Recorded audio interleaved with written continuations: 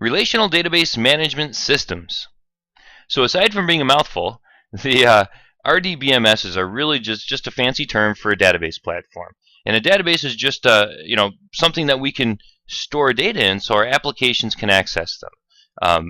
And up to this point, when we've been working with our applications from the very beginning of this series all the way up to working with all the different kinds of applications, from web applications to Windows applications, web services, Windows services, the only thing we didn't do really is store our data, persist our data. We've been creating that data on the fly, so it's almost like our applications have memory loss because every time we turn the applications off, the data disappears, and then when we fire them, we've just been recreating the same data. So we're going to fill that hole here and show you how we can persist data by using databases. In this nugget, we're really just going to start out with the basics, get a good understanding of what databases are, the objects within them, how to design a database, and all the good stuff. So let's take a look at the outline here. We're going to start with just an RDBMS overview, and here I just want to talk a little bit more about what the database's role in all of this is. So we'll get a bird's eye view of that, and talk a little bit about the underlying query language, the SQL, structured query language, that basically allows us to work with data and write queries to pull data out of the database. So we'll just kind of get an overview of what relational database management systems are all about and their role inside of our application development world. And then we'll look at designing databases. And here I just want to talk about all the basics of database design. Everything from what a table is, rows, columns, data types, relationships, how to create what are called ERDs, entity relationship diagrams. We'll take a look at normalization, which is just kind of some guidelines around designing your tables and your database structure. And they're good guidelines to follow because they can help us enforce data integrity. And what is data integrity? Well, it's just a way for us to make sure that our data is clean, it's accurate, it's easy to work with, and it's high performing. All right, so we'll take a good look there at designing databases. And at the end here, we'll take a look at how to work with databases. We'll jump into Visual Studio Express. I'll show you to hook right into a database from Visual Studio, and we'll create some tables. And in fact, we'll continue on with our reminder application. We'll turn that into a database so we can persist our reminder data inside of a database. And then in the future nuggets following this one, we'll look at how to pull that data out of the database and use it within our application. So our application then will persist this data and be able to use it across uses of the application. So let's jump into an RDBMS overview, talk a little bit about relational database management systems. So as I mentioned, we've taken a look at how to develop all the different kinds of apps, from a Windows app to a web app to a Windows service to a web service. We've looked at them all.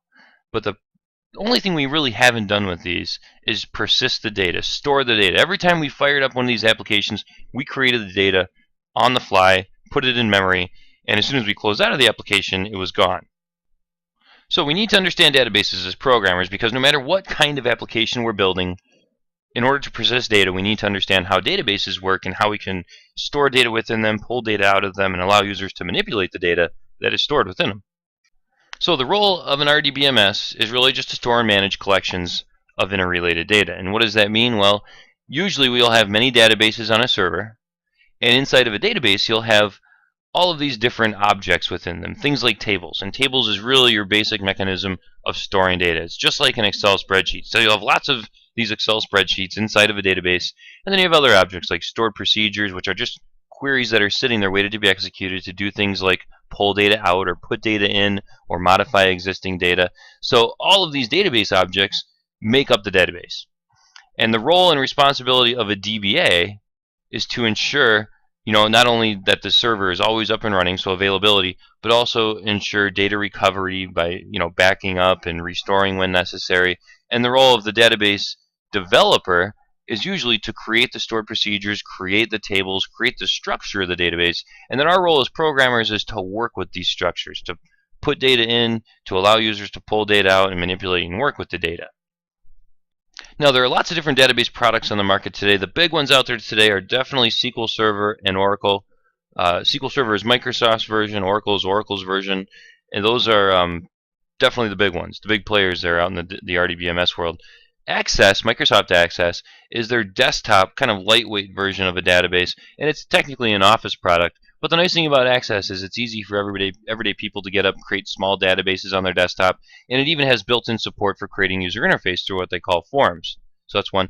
MySQL also another very popular one, especially when it comes to websites and PHP. MySQL seems to be a pretty popular choice. But these are all popular relational database management systems that no matter what kind of application you're building, you'll probably come across one, if not all of these throughout your career. But the nice thing is if you get the general feel for databases and just understanding how to work with them, get comfortable with all the different terms and object names, they all kind of share the same terminology. With some slight language and user interface differences, a lot of this stuff is the same. And once you master one, it'll be really easy to pick up everything else. Now, in order to work with data stored inside of these database objects, tables and such, we need to understand what's called SQL, the structured query language. And it's a very simple language to get the hang of, at least the basics of it, because it's really just all about reading data, writing data, modifying data, and deleting data. And all of the database platforms support this SQL standard. And don't worry about the fact that SQL Server, Microsoft's version actually has it in the name of the product. That can be confusing at times because it's totally separate. SQL by itself is a standard out there, a standard way to access data. And SQL Server is just Microsoft's name of their system, but also all of these support the base SQL standard. Now, on top of that, they also have their own flavors. They add their own twist to it. SQL Server has what's called T-SQL, which just, is basically their own implementation of SQL. It supports all the base stuff plus some extra stuff that they added onto it. Oracle, same thing. They have their own version. They have PL SQL and they have SQL Plus and then MySQL as well here. So they all kind of have their own extensions on top of the base standard. Now, we'll take a look at the structured query language in a future nugget when we get into working with data. But first, we need to understand database design and how we can create these tables and create these databases and all the objects that sit inside of them. So let's move on to database design here. And really, as I mentioned, the main object, the main way to store data inside of a database is the table. And a table is really just simply just like an Excel spreadsheet, really. It just has rows and columns. The columns determine what kind of data goes inside of the row. So reminder ID, for instance, if we were to make a table based on our reminders, we would have a reminder ID column, and this would be of type integer, right? We know what an integer is. It's numerical data. So that would determine that only numerical data could go inside of this column. And the thing with tables is you need a unique way to identify each record, and you need to give SQL Server a unique way to do it. So that's why we have a reminder ID, which is going to be a unique field, and we're going to tag this as what we call the primary key. So the primary key just is what's called a constraint, and it enforces uniqueness on this column. So this will give SQL Server a unique way to identify it, because without a unique way, how would it update and locate the record? So that's why as we design these tables, you'll see a lot of IDs in them, just the identifier on the record. Now, again here's our column. So we have an integer column. This would be a character column. This would be a date time column. So, very similar to the programming world, when we design classes, we have data types for all the variables and the fields within our classes. Well, same thing inside of the database world. We have tables. The columns just define the type of data that goes in them. The row is the data themselves. And again, here's our reminder table that if we were to design it, it would look something similar to this, which also looks very similar to our class. Now, you're not just going to have one big honking table in your database that tracks every single thing within your application. That wouldn't work.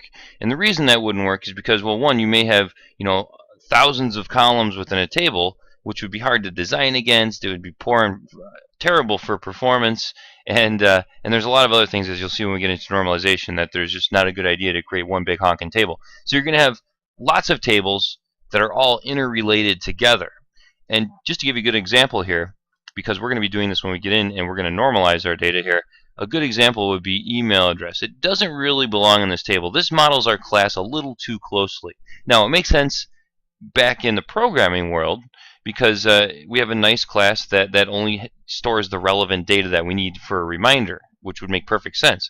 But in the database world, we would break this out. We would get email address out of our reminder table. You want your tables to really have the data within them make sense. And what I mean by that is relevant to itself. So email address doesn't really fit. It's not part of a reminder, really. The core data for reminders, the name, the date, the time, the notes, and then maybe some information about it. where an email address really belongs to a user. So in that case, what we would do is we would make a user table. We'd probably want a user table anyway. That way we could, allow people to log in and we could track them and know who they are throughout the session. But we would break email address out, put it into its own table, and then what we would need to do here, what we could do anyway, this is one design approach, and I'll again talk a little bit more about this when we get into normalization, but we could put a user ID column within this table. So we'd have a reminder ID and a user ID that would link back to this table. And when we write our queries, we would join these tables together through what's called the join that would allow us to work with these as if they were one table, and then we could pull the relevant email address out and then pass it back to our main application, which would then see this like it had email address in it, and we could then map it to our class and so on and so forth. But the point here is that you're not going to have one big table. You're going to have many tables that will be interrelated, and that's where relationships come into play. And relationships is a big part of database design because it allows us to do things like this, create these tables that are easy to understand and have columns that are relevant to the entity that you're designing. And one way the database developer can map this stuff out, or you can map it out if you are also the database developer, because a lot of the times the application programmer becomes the database developer. You can use entity relationship diagrams, and these you can also build in Visio. But these just help you envision how your entities interact together and how you can store the data. For instance, in our simple example here, we have a user entity and we have reminder entity. And users have reminders. So what that basically means is if we had a user ID column in here, we could have a 1 and a 1 for both records, which means both of these reminders would be tied to me, my one user ID. So what that basically means is one user has multiple reminders. So that's why it's denoted here by the 1 to many. An infinity sign is many. You also see this denoted with an N. So this is just there's a couple of different kinds of relationships out there. There's a 1 to many, which we have here because the user can have many reminders. There's a 1 to 1. In other words, maybe we make a user details table down here that has all the demographic information about our user. Well, that would be a 1 to 1. We'd make a 1 to 1 relationship between those tables because one user can only have one, maybe profile or something, one piece of information about themselves, what we call user details. So that would be a 1 to 1 relationship. And there's also many to many relationships. But to keep things simple here, our user can have many reminders, so this is a 1 to many relationship. And you can kind of visualize how this stuff works by, putting a rectangle around your user. And there's actually, just Google ERDs, there's a whole language around this. It's very simple to understand and get the hang of. It's just, rectangles basically mean it's an entity. Diamonds mean it's a relationship. The lines denote what kind of relationship it is, and then these are called attributes down here, which are just our columns. And again, it's a lot like mapping out classes within an application. So the important thing to take away from this slide is that tables are our main storage mechanism inside of database structures and database platforms, where the columns just determine the type of data that goes inside of the row, and the rows are the data themselves. And then relationships, when we have lots of tables within them, relationships are how these tables interact with each other and how we're going to query them to navigate the relationships and pull data out of both tables together. Entity relationship diagrams are just a way that we can express how our tables and relationships interact and are set up. Now let's take this one step further and talk a little bit about normalization. So normalization is, again, just kind of database design principles that allow us to create awesome databases. Databases that are well designed, perform well, are easy to manage, easy to work with, and they're just, and believe me, I've worked with some poor databases in my day. You don't want to do it. You do not want to do it because it becomes a pain, especially when these tables start filling with data over time. Things initially everything works good, but over time, as data gets into them, things can definitely go the wrong way very fast. So it's good to think ahead when it comes to designing your databases because you'll only be saving yourself hassle in the future. And normalization, again, just a kind of a design principle here that allows us to maintain data integrity and just ensure a good database design. And there are actually 5 what are called normal forms, which are just rules that we can follow here, kind of guidelines to follow when designing our databases. And I'm just going to go through the first 3. That's all that's really required, and that's all that that's not only required for the exam, but also That's all people usually take it. 5 is overkill for special situations. But if you can follow these first 3 when designing your database, you'll be in good shape, and you'll have a good solid database structure to work with. So the first normal form here is columns should not contain multiple values. This is a very simple rule. It just basically means if we had a user table like this, and we had an email address, and say our users have multiple email addresses that they wanted to store, we could separate them by a comma, right? Hey, that's a simple way to do it. Well, this is not good database design simply because now we're putting the burden on the developer to ensure that anytime they worked with email addresses, now they have to put special code in to split it up. And this is just poor database design for more than one reason. So a good way to solve this would be to break this table down even further and create a user email table. This way, we could take email address out of our user table, put it into its own table, and now we have a record for each email address, and we can tie these tables together by the user ID. Now, the second normal form talks about functional dependency. And the rule is functional dependency for non-key columns against a primary key. And what that basically means is the columns within a table need to be relevant inside of that table against the primary key. And the second normal form only applies to tables that have a composite primary key. And what that means is more than one column make up the primary key. And just to use this as an example, user ID up here would be our primary key in our users table. Well, in our user emails table, we couldn't use user ID as itself as a primary key because it's not unique. We would have to create a composite primary key of user ID and email address because these two columns combined make it unique. So that's a composite primary key. And a good example for second normal form is if we added another column onto this. And maybe we called this phone numbers. Well, this is or phone number. Because we don't want to have multiple phone numbers separated by a comma, right?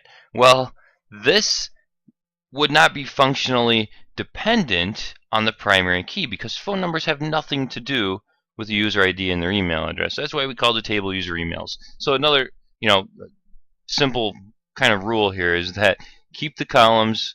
They need to relate and make sense within the table based on the primary keys. If they don't make sense, they don't belong on the table.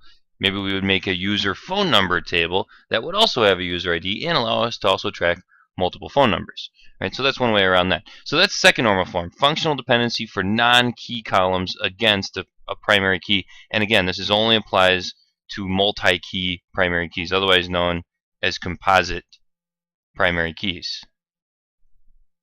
Now, the rule for third normal form is that there's no functional dependency between non-key columns. So in our reminders table over here, if we had reminder ID as our key column, then is there a functional dependency between name and user ID? No. How about reminder name and email address? No. These two fields just don't make sense because there is a dependency between these two fields. Right? User ID and email address, they're functionally dependent upon one another. So these would need to get stripped out and go into their own table. And just another reason why we should make a users table when email address is involved, and obviously here we need user ID. So this kind of goes against the design that we had in our previous slide, which I'm going to go back to and show you how to fix that design. But before I do that, I just want to also make note here that these normal forms are on top of each other. So second normal form requires that all of first normal form is met and this is met for your database design to be in second normal form. And third normal form also means that first and second both need to be met and third in order to be in third normal form. So I just wanted to make note of that.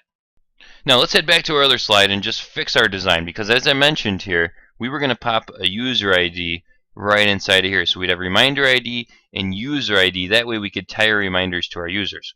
Well, a much better design, and one that would take this into third normal form, is to create what we call an intermediate table. And we could call this table reminders to users.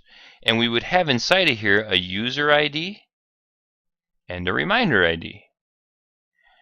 And so this is an intermediate table because these tables would join to this table. Not only would that give us our functional dependency out of the equation here, reminders only have reminder data, user only has user data, but this would allow us to do a one-to-many between reminders to users.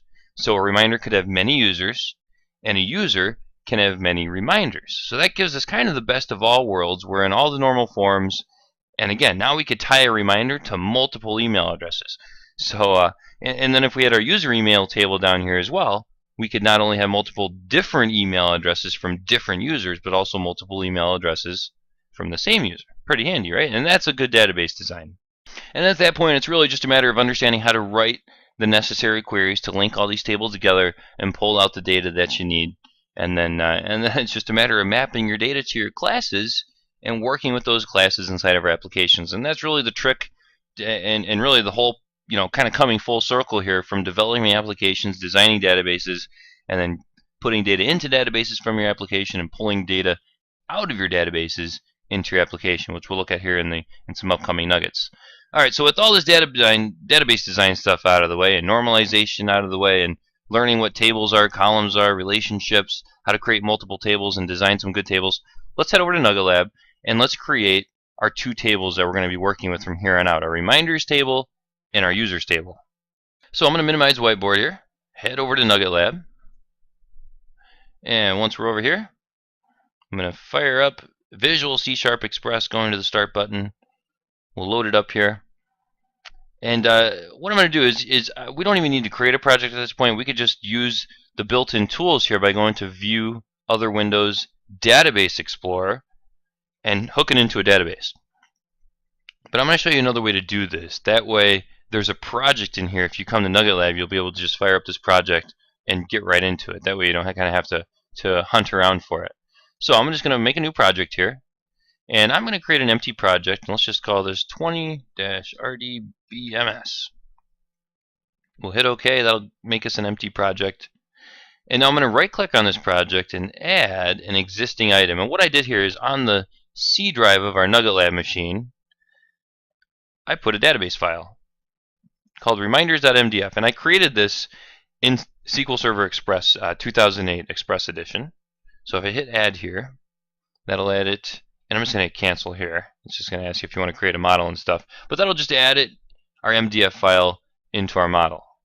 So there's a couple of ways we can do it now. We can just double click on this, and that'll automatically create a database connection inside of the environment, so we could start working with this database directly. See that? There it is. It created that, created everything that we needed to know about this.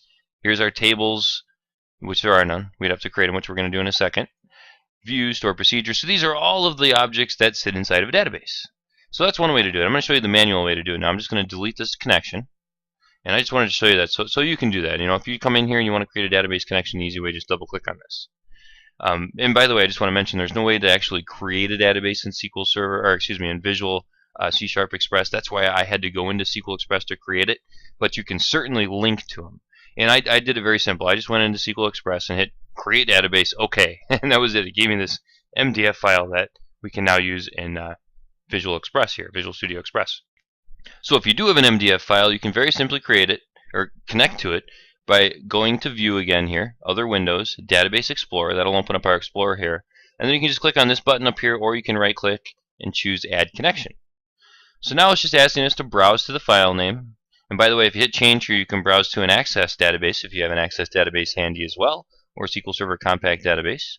We're just going to choose SQL Server database file, and I'm going to hit Browse to the file on our C drive, and hit Open.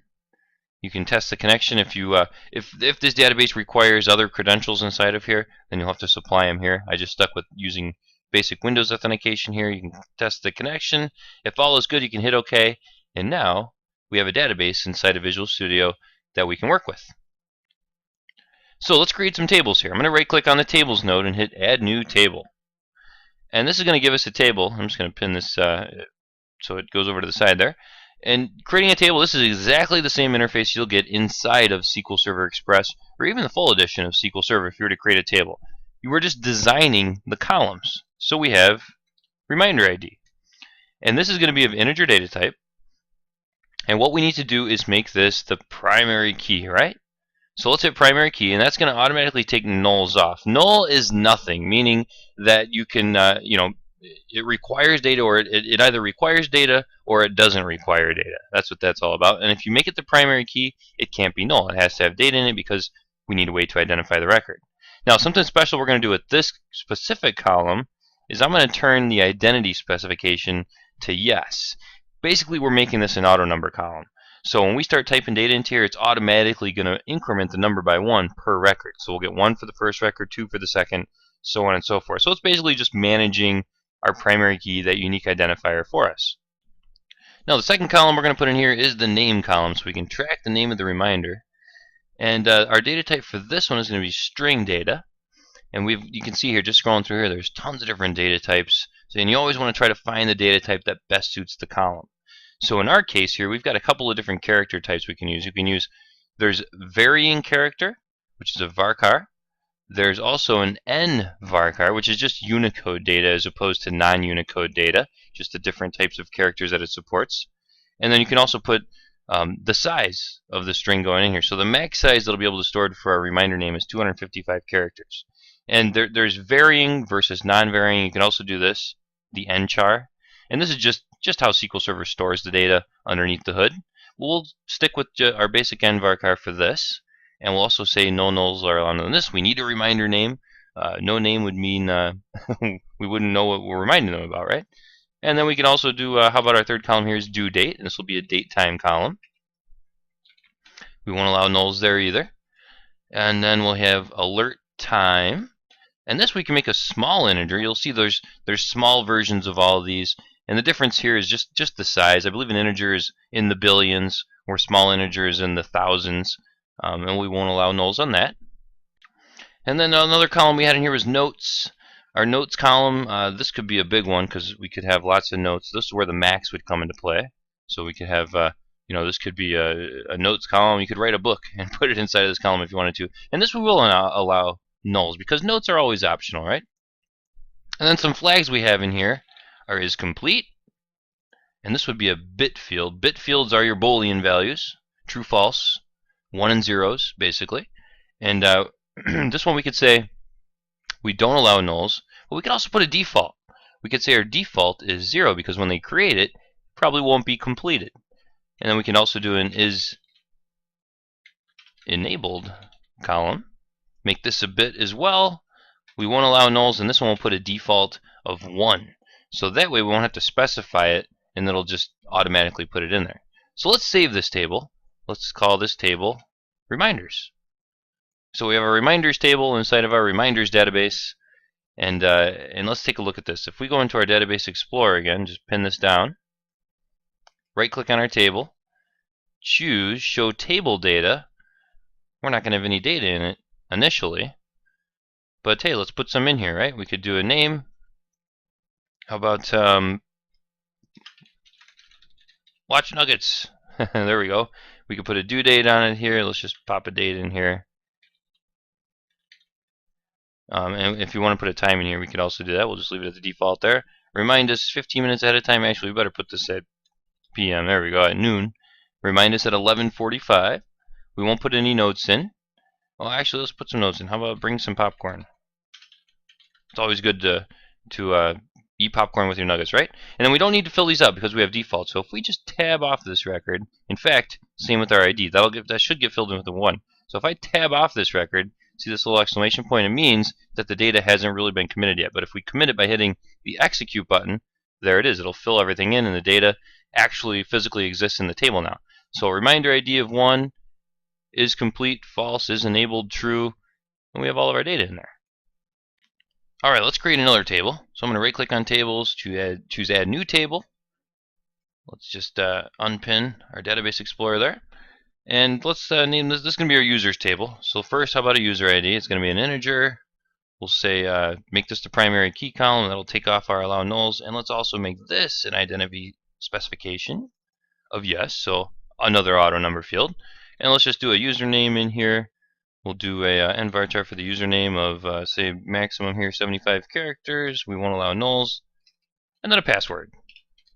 Varchar, we'll just say our password max length here is 25.